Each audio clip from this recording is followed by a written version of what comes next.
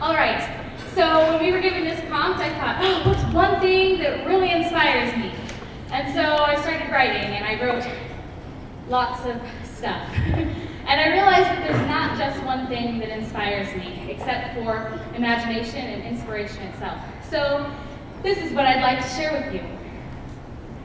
Inspiration is an emotion, a falling of self into a world where everything is magnified. Hot chocolate isn't a drink in this world. It's a steaming mug of wonderland, a cocoa brown island in a porcelain white sea covered by a town of whipped cream castles.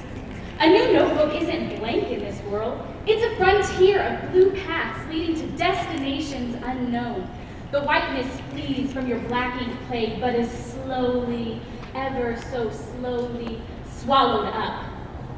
Dandelions aren't weeds in this world. They are blonde beauties, perpetually procreating, caught up in the creed to multiply and replenish the earth, pounded out and stomped upon, but towering in their show, daring you to blow them up or knock them down. Words are not just part of our language in this world, they are pleasure points of pomplamoose and jarring drums of wasps and cusps and other words you can't quite say. Inspiration is walking down a street where I don't know the language, realizing my mouth isn't even trained to make that sound. It's people colors, and though their colors blend and melt with mine, they are unique. And I try to paint the world with words that describe them all. Inspiration is making up a recipe and not blowing up the apartment in the process. Of course, inspiration could come from explosions, but probably more an explosion like fireworks at Idaho Falls, where all the students stay out past curfew just to watch the colored stars fall. Shooting stars are inspiring, but pretty much everyone loves them.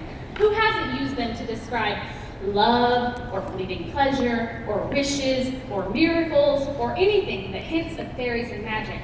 We don't often think of shooting stars for what they really are, as the death of light.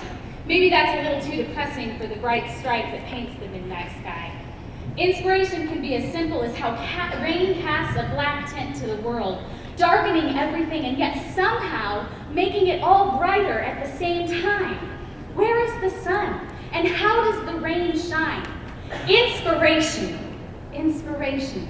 Inspiration is a word we use to describe a feeling, a state of being, not a subjection of self to outside influences, but a way of viewing the world.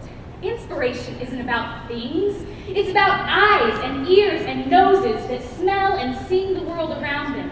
It's about a heart that is open. It's the imagination coiled around every living soul, sometimes stomped out, sometimes given up, sometimes hated, but still always there, always present, always ready to be tapped into, always ready to let you wear its glasses and view the world through the eyes of a child. Ode to inspiration is ode to self. So self, I sing a song to you and yours, a song of thanks for letting me be me and see me and all that is around me as it really is in this, my world of inspiration.